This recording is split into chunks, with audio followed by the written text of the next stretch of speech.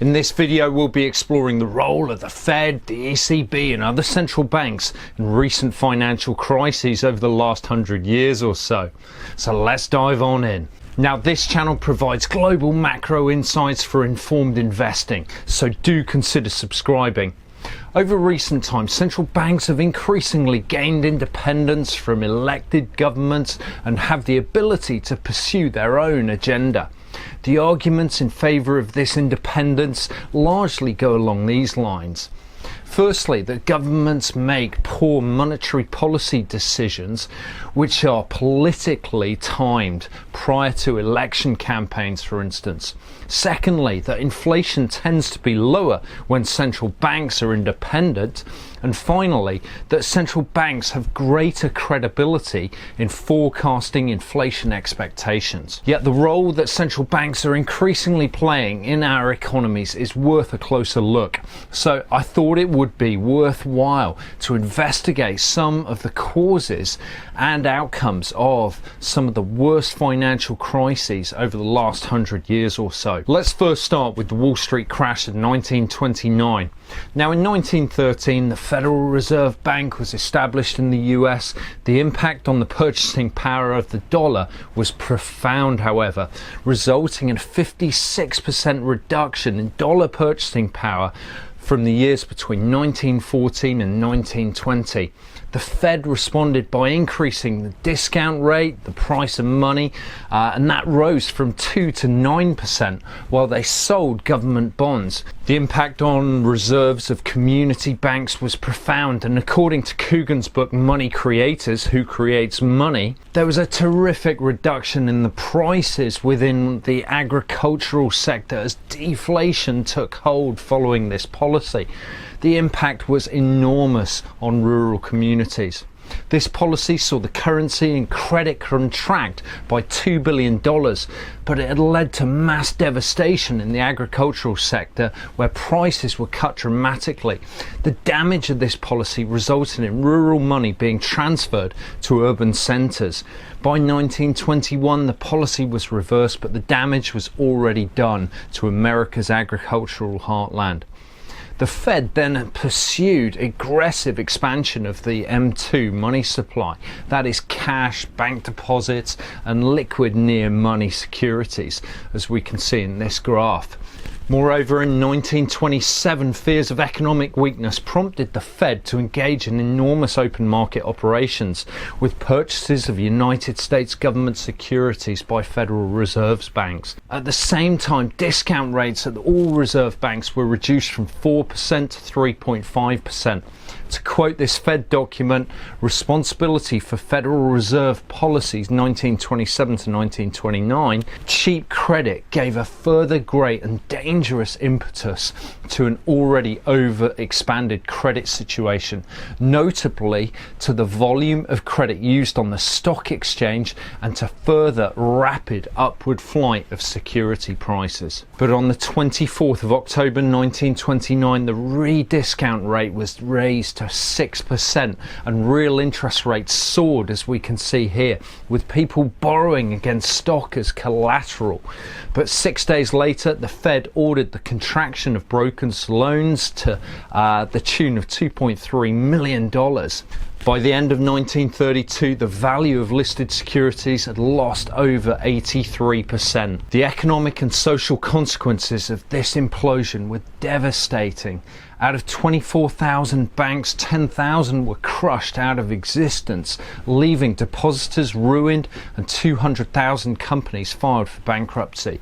During the Depression years, an estimated 3 million people died through malnutrition, infectious diseases, suicide and starvation. Now, looking at the Dow Gold Ratio, which measures the Dow Index against the prevailing gold price, really provides us with a really insightful look at charting the booms and busts that have actually been larger and bigger than ever previously seen under the classical gold standard, as we can clearly see here.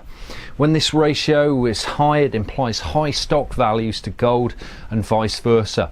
The introduction of the Fed in 1913 appears to have created enormous swings in this ratio, contrary to the period under the classical gold standard, which resulted in far greater stability. Let's jump ahead now to consider Japan, whose economy has largely stagnated since the early 1990s. Now, Professor Richard Werner's excellent book, Crises of the Yen, uncovers the origins of Japan's crisis, identifying that the Bank of Japan pursued a deliberate policy of credit creation which went into overdrive in the 1970s and 80s. This was an era of peak financial deregulation, and Japan set an ambitious 10-year economic reform plan to allow Japanese living standards to reach the same level as those in the West. According to Werner, the economic reforms read like a wish list written by US trade negotiators, culminating in the abolition of bureaucratic powers and transformation of the political, social and economic system. At the same time, Werner is clear that the Bank of Japan wished to be fully independent from the all-powerful Ministry of Finance. But the system will only change with a crisis. Thus, Professor Werner argues that they intended to create a bubble through monetary policy, and specifically the policy of window guidance. Under this window guidance program, the Bank of Japan set credit creation targets for the banking sector.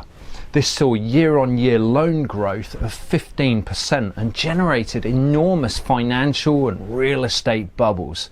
As this continued, the BOJ was fully aware that the only way to continue such lending practices was through lending to non-productive sectors of the economy, despite the fact that high-risk borrowers didn't actually have that demand for lending. Yet throughout the 1980s, Japan's interest rates were reduced considerably from a high of around 9% to just above 2% in nominal terms.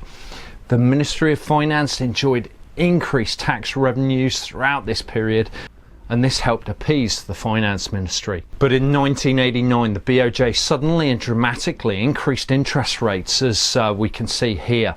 The consequence of this action and the subsequent credit tightening were profound, giving rise to the lost decade of the 1990s, where 5 million people lost their jobs and were never actually employed again. Suicide became the leading cause of male deaths, and 212,000 companies were bankrupted, while the stock market that fell by 80% is still actually yet to regain the highs from this period. Meanwhile, the blame for the crisis was solely laid upon the Ministry of Finance, and the Bank of Japan was declared fully independent in 1998. Former governor of the BOJ, Hisato Ishimada, stated way back in 1954, "It is better for the BOJ to not to attract attention and remain as quiet as the forest of a rural shrine." At the same time that the Japanese economy was enduring its lost decade, the Asian tiger economies of Thailand, South Korea and Indonesia endured a crisis of their own. In 1997, the currencies of Southeast Asian nations could not maintain fixed exchange rates with the US dollar. But prior to this, these Asian tiger economies, based upon the neoclassical views, the IMF and World Bank had undertaken financial liberalisation policies to obtain access to foreign money. Really, there was no need for them to access this finance at this stage of their development. They were told to peg their exchange rates to the US dollar, and the central banks of these countries would reiterate the strength of this currency peg. At the same time, borrowing money from abroad was far cheaper than at home, and the pegged exchange rate made them believe that it was equivalent to borrowing domestic currency. Yet, according to Professor Werner, these countries also pursued a planning scheme where loan targets were set. So while profitable firms had already accessed overseas capital, the only loans left to make would be to high-risk clients.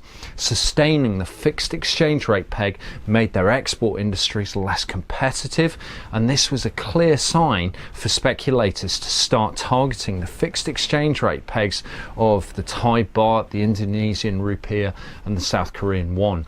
The central banks squandered all of their forex reserves to defend their exchange rate, giving foreign lenders ample opportunity to actually withdraw their money before the exchange rate peg broke, in a scenario similar to that of the UK's failed defence of its exchange rate back in 1992 as speculators attacked the pound. Werner asserts that while Japan and its vast $213 billion US reserves was available to help, the IMF prevented this action from taking place. These Asian tigers then had to call in the IMF for assistance loans for IMF lending, which was dependent upon strict and stringent conditions. In the past 3 decades, the conditions had remained the same: central bank independence and forced sale of distressed local banks to Western banking institutions. Professor Werner argues that these policies were not about recovery, but about changing political, economic and social structures. And Werner believes that the policies in this crisis was about cracking open Asia. What's more is that the banking sector could have been recapitalized using 2008 style quantitative easing, targeted directly at recapitalizing the banking sector. Yet the IMF demanded the use of foreign money. Now, I actually wrote my master's thesis on this topic of the Asian financial crisis, and I was immensely critical of the IMF and the World Bank in their role in encouraging these countries to liberalize, and then the policy responses that actually occurred following the crash that took place. Crazy stuff. Fast forward to the 2000s and the ECB, the European Central Bank, who governs interest rates for the entire Euro region, allowed excessive credit creation to take place in Portugal, Ireland, Greece and Spain, while credit was tightened in Germany. When bank credit fell for these countries, property prices collapsed, the banking systems of these countries became insolvent. The ECB and the IMF were called in to help, but they refused to do so until major political concessions were made, such as transferring fiscal and budgetary conditions to the Eurozone. It ultimately caused a depression in Greece and mass youth unemployment amongst many southern European nations. But as Professor Werner recently tweeted, the dishonesty and callousness of the Eurocrats, for they knew since the 1990s that the Euro didn't make economic or political sense. They knew it would wreak havoc and cause hardship for millions, but they were happy to impose these staggering costs for their goal of a United States of Europe. Financial crises are often a means by which central banks can further their assets, their powers and their ambitions, always seemingly resulting in ever greater concentration of industry and the banking sector. Of the current situation, Professor Werner says comparisons with the 1930s are no longer shocking enough. It's a once in 300 years recession, we are told. This can only mean that the central planners have a once in 300 year upheaval as the policy response in mind for us. Thus justified. What could it be? A new monetary system. The common variable in all of these crises is excessive credit growth, resulting in growing malinvestment, whether it's subprime mortgage loans, stock speculation or buybacks. There usually follows a subsequent period of credit tightening. This process is then aided and abetted by growing government debt. Now, I thought I'd just end this video with a quote from Montague Norman, former governor of the Bank of England, who stated the following in 1924.